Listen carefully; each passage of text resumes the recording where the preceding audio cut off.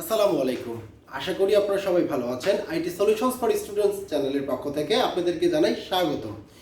আমরা ইন্টারমিডিয়েট অথবা আলিম শিক্ষার্থীদের আইসিটি বইয়ের যে সিলেবাসটা একটা সিরিজ ভিডিওর মাধ্যমে কভার করার একটা চেষ্টা চালিয়ে যাচ্ছি এবং তারই ধারাবাহিকতায় তৃতীয় পর্ব নিয়ে আজকে হাজির হয়েছি আপনাদের মাঝে। আমরা গত পর্বে দেখেছি ডাটা টেলিকমিউনিকেশন কাকে বলে, ডাটা টেলিকমিউনিকেশনের সিস্টেম, এরপরে আমরা ব্যান্ডউইথ সম্পর্কে জেনেছি এবং ডাটা টেলিকমিউনিকেশনের মেথড সম্পর্কে জেনেছি। সো আজকে মূলত আমরা যে বিষয়টি নিয়ে আলোচনা করব সেটা হচ্ছে ডাটা কমিউনিকেশনের মাধ্যম বা মিডিয়াম। সো আসুন কথা না বাড়িয়ে ভিডিওটি শুরু করা যাক। ডাটা কমিউনিকেশন মিডিয়াম এটাকে মূলত আমরা দুইটা ভাগে বিভক্ত করতে পারি। একটা হচ্ছে ওয়্যার আর একটা হচ্ছে ওয়্যারলেস। দ্যাট মিনস একটা হচ্ছে তার আর একটা হচ্ছে তারবিহীন। ওকে, সো তারযুক্ত মূলত কি কি আছে, যেমন টেলিফোন কেবল, তারপর coaxial cable, twisted pair cable এবং ফাইবার কেবল। ওয়্যারলেস কি কি আছে? ওয়্যারলেসের মধ্যে রেডিও ওয়েভ আছে, মাইক্রোওয়েভ আছে, প্লাস ইনফ্রারেড ওয়েভ আছে। আবার মাইক্রোওয়েভের মধ্যে আবার ব্লুটুথ আছে, ওয়াইফাই আছে, ওয়াইম্যান আছে। সো এই বিষয়গুলো নিয়ে মূলত আমরা আজকে আলোচনা করব। সো আমরা ইতিমধ্যে জেনে গিয়েছি ডাটা কমিউনিকেশনের মাধ্যম কয় প্রকার? দুই প্রকার। একটা হচ্ছে তার মাধ্যম আর একটা হচ্ছে তারবিহীন মাধ্যম। ওকে, তার মাধ্যম বা ওয়্যার বা কেবল মিডিয়ামটা আসলে কি? ডাটা কমিউনিকেশনের ক্ষেত্রে কেবল বা তার একটি গুরুত্বপূর্ণ মাধ্যম। সাধারণত স্বল্প দূরত্বের মধ্যে নেটওয়ার্ক স্থাপনের জন্য আমরা মূলত এই কেবলটা ব্যবহার করে থাকি। একটা রুম থেকে আরেকটা রুম বা অফিসের একটা কক্ষ থেকে আরেকটা কক্ষ, একটা ক্লাসরুম থেকে আরেকটা ক্লাসরুম, এর মাঝখানে মূলত আমরা কেবল ব্যবহার করে থাকি। সো আমি অলরেডি আপনাদের সাথে শেয়ার করেছি telephone cable, coaxial cable, twisted pair cable এবং অপটিক্যাল ফাইবার কেবল। সো আসলে এই কেবলগুলো নিয়ে একটু সামান্য আলোচনা করার চেষ্টা করব আজকের এই ভিডিওতে। যেমন টেলিফোন কেবল 1990 শতকের আগ পর্যন্ত টেলিফোন কেবলের মাধ্যমে সারা পৃথিবীতে ডাটা আদান প্রদানের কাজ করা হতো। ইন্টারনেট সংযোগ নেয়ার ক্ষেত্রেও এর ব্যবহার আধিক্য ছিল, বাট বর্তমানে এই তারটি সীমিত পর্যায়ে ডাটা আদান প্রদানের জন্য ব্যবহৃত হয়। সো টেলিফোন কেবল সম্পর্কে জানলাম। কোএক্সিয়াল কেবল সম্পর্কে যদি বলি, যে কেবল দিয়ে টিভি বা ডিশ সংযোগ দেওয়া হয়।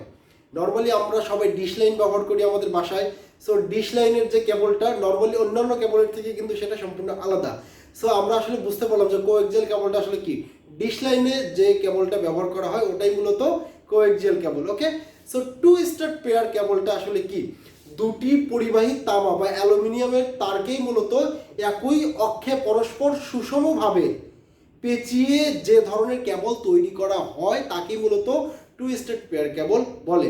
যেমন আমরা ল্যান কেবলগুলো তৈরি করি, একটা পিসির সাথে আরেকটা পিসির আমরা সংযোগ স্থাপন করি, কেবলের সাথে RJ45 কানেক্টর ইউজ করে আমরা ডাটা আদান প্রদান করছি। এটা বেসিক্যালি টুইস্টেড পেয়ার কেবল। সো আরেকটা কেবল যেটা, সেটা হচ্ছে অপটিক্যাল ফাইবার।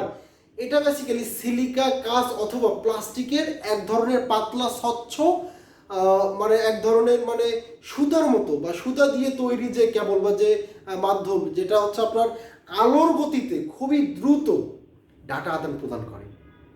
এবং এই সমস্ত সুবিধা শুধুমাত্র অপটিক ফাইবার কেবলই প্রোভাইড করে, যে কারণে আমরা অপটিক্যাল ফাইবার কেবলটা আসলে এটা বাজার মূল্য অনেক বেশি। সো খুবই গুরুত্বপূর্ণ কাজ ব্যতীত অপটিক্যাল ফাইবার কেবলটা মূলত আমরা ব্যবহার করি না, কারণ এটা খুবই এক্সপেন্সিভ। সো তার বা ওয়্যার সম্পর্কে আমরা একটু হলেও ধারণা নেওয়ার চেষ্টা করলাম। সো চলুন এবার আলোচনা করা যাক তারবিহীন মাধ্যম। তারবিহীন মাধ্যম কি কি? যেমন radio wave, microwave, infrared wave. So এই যে তিনটা ওয়েভ নিয়ে আমরা আলোচনা করলাম, এই তিনটা ওয়েভ নিয়ে মূলত আজকে আমরা এখন একটা কথা বলবো। যেমন রেডিও ওয়েভ কি? রেডিও ওয়েভ আপনার মূলত 3 কিলোমিটার হার্টজ থেকে 300 গিগাহার্টজের মধ্যে সীমিত তড়িৎ চৌম্বকীয় তরঙ্গকেই মূলত আমরা রেডিও ওয়েভ বা বেতার তরঙ্গ বলে থাকি। ওকে, এরপরের যে ব্যাপারটা সেটা হচ্ছে মাইক্রোওয়েভ।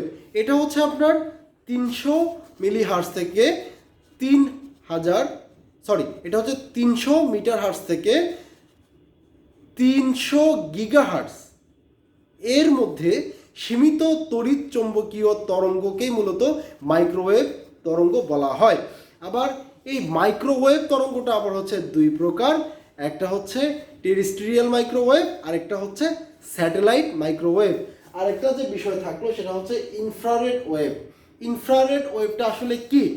1800 শতাব্দীতে উইলিয়াম হার্শেল ইনফ্রারেড আবিষ্কার করেন। এটা হচ্ছে আপনার 300 গিগাহার্টজ থেকে 430 টেরাহার্টজ পর্যন্ত ফ্রিকোয়েন্সিকেই ইনফ্রারেড বলে।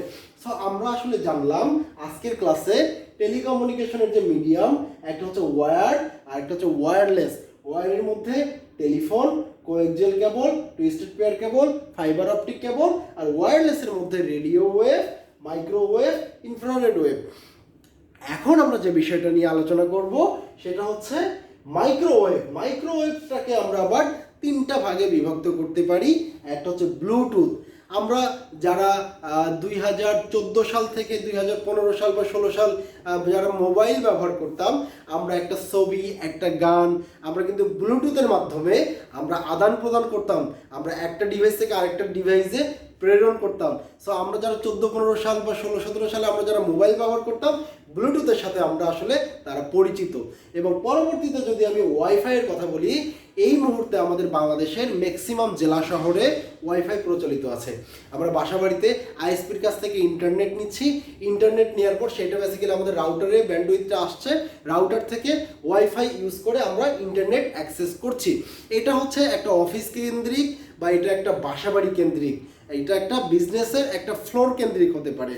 আর আরেকটা যেটা ওয়াইম্যান, এটা বেসিক্যালি ওয়ার্ল্ড ওয়াইড কেন্দ্রিক। আপনি যে শুধুমাত্র, এটাও ওয়্যারলেস একটা মাধ্যম, এটা দিয়েও আপনি একটা দেশে থেকে আরেকটা দেশে উইদাউট ওয়্যার আপনি কমিউনিকেশন করতে পারবেন। সো আশা করি ডাটা, টেলিকমিউনিকেশন, যোগাযোগ মাধ্যম, তথ্য যোগাযোগ প্রযুক্তির যে ব্যাপারগুলো আছে, মিডিয়াম, মেথড সম্পর্কে যে আলোচনাগুলো করেছি, এগুলো নিয়ে আপনাদের আর কোনো সমস্যা নেই ইনশাল্লাহ। যদি কোনো সমস্যা থাকে অবশ্যই সেটা কমেন্ট করে জানাবেন। আর আপনি যদি আমার এই চ্যানেলে নতুন হয়ে থাকেন অবশ্যই সাবস্ক্রাইব করবেন এবং আমার সর্বশেষ ভিডিও সবার আগে পেতে পাশে থাকা বেল বাটনটিতে প্রেস করে রাখবেন। আজ এ পর্যন্তই, ধন্যবাদ সবাইকে।